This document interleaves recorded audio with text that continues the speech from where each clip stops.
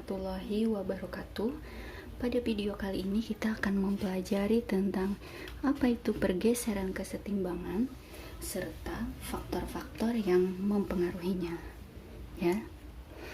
Jadi terkait dengan pergeseran kesetimbangan, ya. Mengapa terjadi pergeseran kesetimbangan? Ya.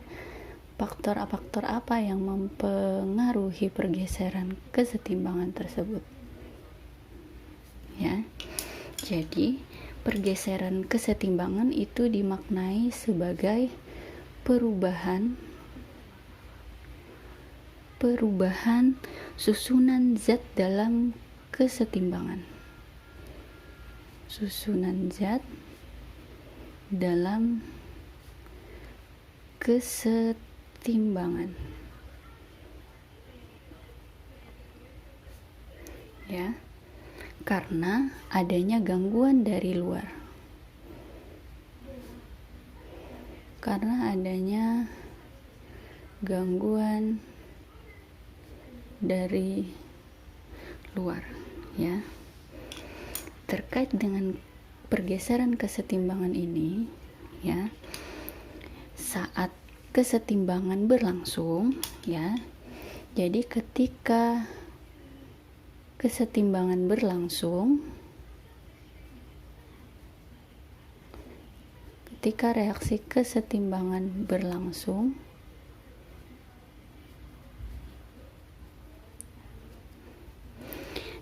kesetimbangan itu kemudian diganggu, ya.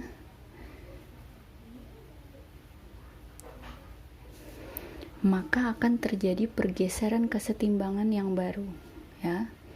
Maka akan terjadi pergeseran kesetimbangan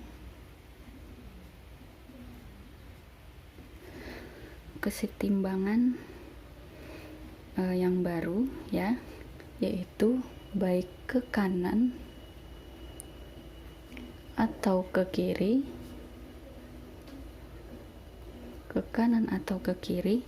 sampai terjadi tadi kesetimbangan yang baru, sampai terjadi kesetimbangan yang baru, ya. Di sini poin pentingnya. Jadi saat kesetimbangannya berlangsung kemudian diganggu, maka terjadi kesetimbangan ke kanan atau ke kiri sampai memperoleh kesetimbangan yang baru. Dalam hal ini, pergeseran kesetimbangan terkait dengan yang namanya asas Le Chatelier. Ya, asas Le Chatelier. Apa bunyi dari asas Le Chatelier, ya? Jadi, bila pada sistem kesetimbangan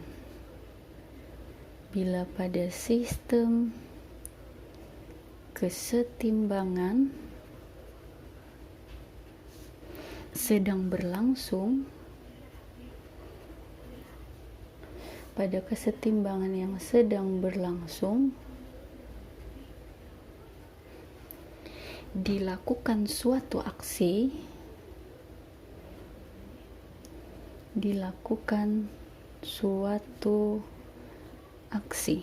ya, maka akan timbul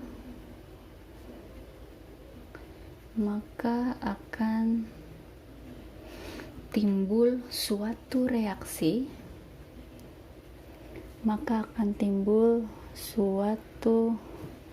reaksi, dari sistem, ya, dari sistem.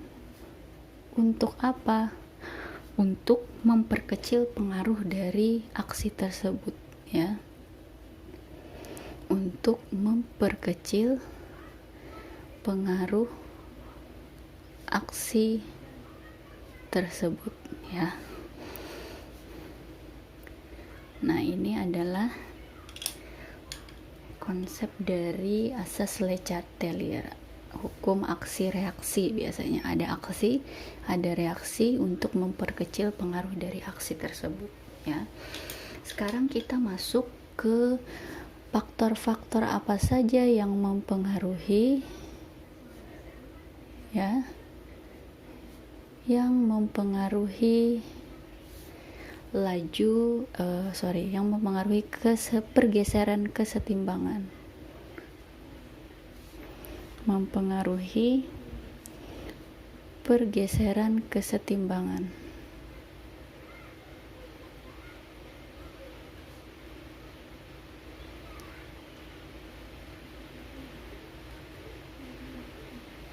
Yang pertama, ya, faktor yang pertama yang mempengaruhi pergeseran kesetimbangan adalah perubahan konsentrasi, ya. Perubahan konsentrasi, ya. Jadi kita sudah kenal bahwa kesetimbangan terdiri atas kesetimbangan heterogen dan homogen, ya. Di sini Ibu tuliskan. Jadi pada kesetimbangan heterogen, ya, pada kesetimbangan heterogen, ya, perubahan konsentrasi hanya berlaku. Perubahan konsentrasi hanya berlaku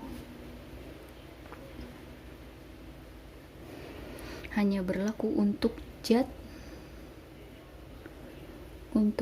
yang memiliki fase larutan dan fase gas, ya. Di sini ada reaksi, ya. Misalnya di sini ada reaksi A direaksikan dengan B. Di sini dia wujudnya fasenya beda, ya. Yang gas cuma B dan AB. Maka di sini kita ada punya trik untuk memahaminya, ya. Ya. Pergeseran itu kan ke kanan atau ke kiri, ya. Jadi konsepnya seperti ini. Jika konsentrasi ditambah, ya, konsentrasi ditambah, maka kesetimbangan akan bergeser dari zat tersebut, ya. Ingat di sini dari zat tersebut. Kemudian jika konsentrasi dikurangi, maka kesetimbangan akan bergeser ke zat tersebut. Tinggal dilihat posisi zatnya itu adalah apa, ya. Apakah dia di sebelah kiri atau di sebelah kanan, ya. Nah, seperti itu. Kita contoh soal, ya.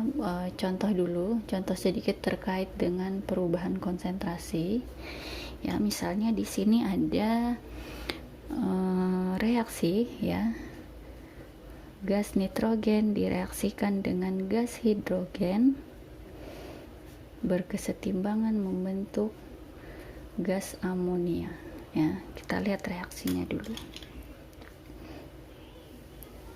Kita tahu posisinya masing-masing, ya. Zat-zat yang di reaktan sebelah kiri, zat-zat yang pada produk sebelah kanan, ya. Jadi bagaimana kalau seandainya pertanyaannya, jika konsentrasi gas N2 ditambah, ya. Nah, maka kesetimbangan akan bergeser kemana, ya. Geser ke kiri atau ke kanan, ya. Kita lihat tadi triknya. Jadi untuk N2, ya, N2 di sini posisinya sebelah kiri. Konsentrasinya ditambah, maka bergeser dari zat itu, ya. Berarti yang asalnya di kiri, maka dia akan bergeser ke kanan, ya. Nah, seperti itu. konsentrasi, pertanyaannya lagi ya, konsentrasi dari gas amonia dikurangi ya, maka kesetimbangan akan bergeser kemana ya, kesetimbangan akan bergeser kemana. Kita lihat ketentuannya. Kalau suatu konsentrasi zat dikurangi, maka dia akan bergeser ke zat itu ya. Amonia posisinya sebelah kanan, karena bergeser ke zat itu, maka dia juga akan bergeser ke kanan kesetimbangannya. Artinya produk amonia semakin banyak ya. Oke, kita lanjutkan yang berikutnya. Faktor yang berikutnya adalah perubahan suhu ya. Perubahan suhu ya. Jadi di sini ketentuannya ya, bila suhu dinaikkan, di sini Ibu pakai tanda panah, maknanya dinaikkan ya. Maknanya apa? Maka sistem itu dia menyerap kalor ya. Sistem lebih menyerap kalor ya, maka reaksi kesetimbangan akan bergeser ke reaksi endoterm. Ingat, di termokimia reaksi endoterm itu dia entalpinya bernilai positif ya. Kemudian bila suhu diturunkan, maka sistem akan melepas kalor ya, melepas kalor, dan kesetimbangan akan bergeser ke reaksi eksoterm, di mana nilai entalpinya bernilai negatif ya. Nah, ini ketentuannya ya. Sistem menyerap kalor, ketika suhu dinaikkan, diturunkan, sistem lepas kalor, geser ke eksoterm untuk yang suhu diturunkan ya. Di sini ada trik ya, ada triknya ya. Jadi triknya ini adalah, ingat saja ketika suhu itu naik, suhu naik biasanya kan kita badannya demam ya. Kalau suhu naik, maka itu maknanya adalah positif sakit ya. Positif berarti kaitannya dengan entalpi yang bernilai positif, reaksi endoterm ya. Kemudian kalau suhunya sudah turun, maka itu jelas dia negatif, tidak sakit lagi ya. Entalpi negatif berlaku untuk reaksi eksoterm ya. Nah, ini untuk faktor suhu. Sekarang kita contoh ya. Di sini ada contoh. Perhatikan reaksi berikut ya. Ada gas nitrogen direaksikan dengan gas hidrogen, berkesetimbangan membentuk gas amonia ya. Di sini disertakan entalpi. Entalpinya adalah min 92 kilojoule ya. Kita tahu di sini bahwa entalpinya pada sebelah kanan, maka di sini ya, karena negatif berarti sebelah kanan adalah untuk reaksi eksoterm dan di sebelah kiri adalah untuk reaksi endoterm. Pertanyaannya adalah bagaimana misalnya jika pada reaksi kesetimbangan ini suhunya dinaikkan ya. Ketika suhu dinaikkan, maka kesetimbangan akan bergeser ke mana? Ke reaksi yang bernilai positif atau endoterm. Berarti pergeseran kesetimbangan karena sebelah kanan ada ekso dan endo ada sebelah kiri. Karena suhu naik berarti bergeser ke reaksi endoterm, maka ya kesetimbangan bergeser ke arah kiri ya. Nah, itu untuk faktor yang kedua. Kemudian faktor yang ketiga ini adalah perubahan volume dan tekanan. Perubahan volume dan tekanan. Ini kaitannya adalah dengan gas ya. Di sini langsung saja Ibu tuliskan ada triknya ya. Jadi untuk tekanan dan volume ini berbanding terbalik ya. Jadi ketika tekanan P, tekanan pressure ya, ketika tekanan dinaikkan maka volume itu menurun, maka kesetimbangan akan bergeser ya, kesetimbangannya akan bergeser ke arah reaksi yang memiliki koefisien kecil ya. Nah, tekanan dinaikkan, volume diperkecil, maka reaksi bergeser ke koefisien yang kecil ya. Kemudian tekanan diturunkan, volume dinaikkan, maka reaksi akan bergeser ke arah koefisien yang besar ya. Kita bisa tuliskan di sini SAR, karena besar, tekanan besar, volume kecil ya, koefisien kecil, SAR cicil ya. Kemudian tekanan diperkecil, kecil, volume diperbesar, kecil kesasar ya, koefisien besar. Nah, ini ya, ingat untuk volume, perubahan volume dan tekanan itu berlaku ya, berlaku untuk fase gas dan aquos ya. Sedangkan fase padat S dan L itu perubahan volume dan tekanan tidak mempengaruhi ya. Oke. Sekarang kita lanjut ke di sini ada contoh sedikit ya. Misalnya ada reaksi P ya, direaksikan dengan Q ya, di sini liquid, di sini aqueous, menjadi R plus S. Oke, kita lihat reaksinya ya. Kita identifikasi dulu koefisien sebelah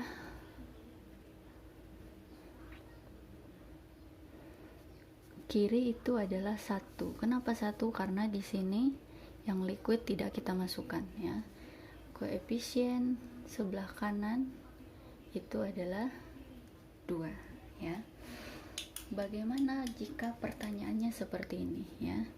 Bagaimana jika tekanan pada reaksi ini diperbesar ya? Tekanan diperbesar, maka artinya adalah volumenya diperkecil ya, volumenya diperkecil, maka kesetimbangan geser ke arah koefisien kecil ya. Artinya koefisien kecil sebelah kiri, maka reaksi bergeser ke arah kiri ya. Nah, kemudian bagaimana kalau seandainya di soal koefisien kanan tidak sama dengan koefisien kiri ya? Di sini ada catatan lagi. Jadi jika koefisien kanan itu sama dengan koefisien kiri ya, maka perubahan volume dan tekanan ya, volume dan tekanan itu tidak berpengaruh. Nah, seperti itu ya. Oke, sekarang kita latih, ada contoh sedikit ya. Misalnya seperti ini yang tidak berpengaruh ya. Ada reaksi H2 plus I2 menjadi 2HI ya. Nah, di sini koefisien kanan adalah 2, kiri adalah 2 ya. Maka apa? Maka perubahan volume dan tekanan tidak berpengaruh ya.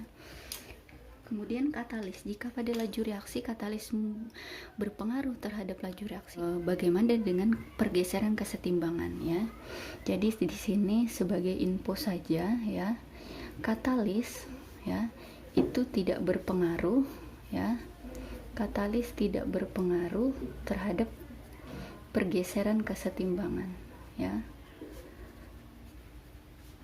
Tapi dia hanya berpengaruhnya terhadap laju reaksi ya. Jadi katalis di sini hanya untuk pada reaksi reversibel ya, itu hanya reaksi reversibel yang tertutup, tujuannya hanyalah untuk mempercepat tercapainya kesetimbangan, mempercepat tercapai kesetimbangan ya. Nah, itu untuk katalis. Oke, sekarang mari kita berlatih ya, latihan sedikit di sini supaya lebih memahami materi yang sudah dijelaskan. Soal yang pertama adalah, silakan ditulis, pada kesetimbangan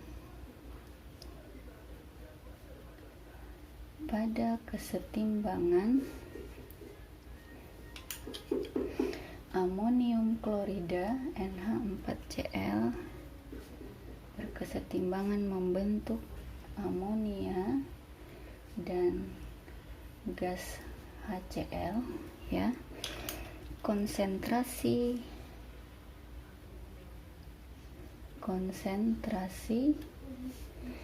NH3 akan berkurang bila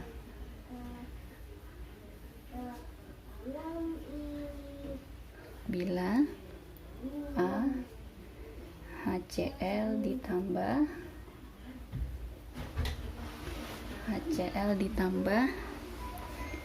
NH4Cl dikurangi,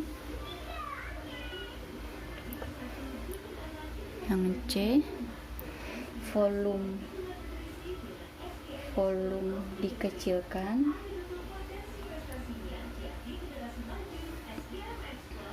yang D tekanan diperbesar,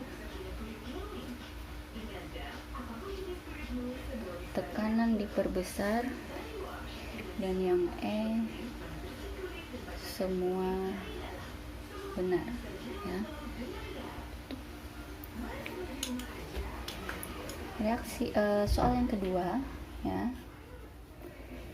pada kesetimbangan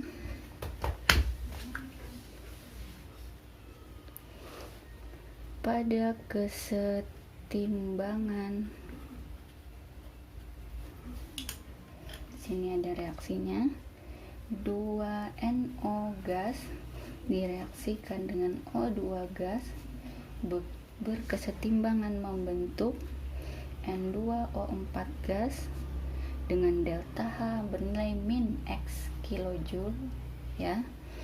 Maka apa yang terjadi bila suhu dinaikkan ya. Oke. Yang pertama adalah yang A, opsinya kesetimbangan bergeser ke kiri.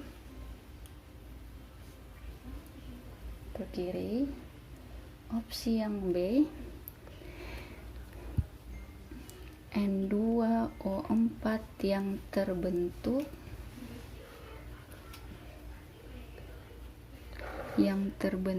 lebih banyak dari yang terurai,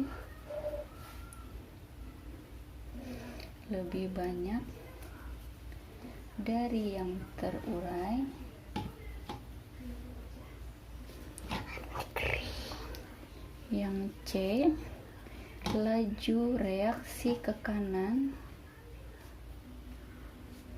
bertambah,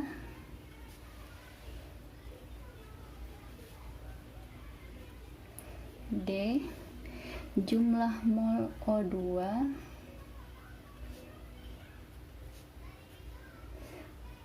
berkurang persatuan waktu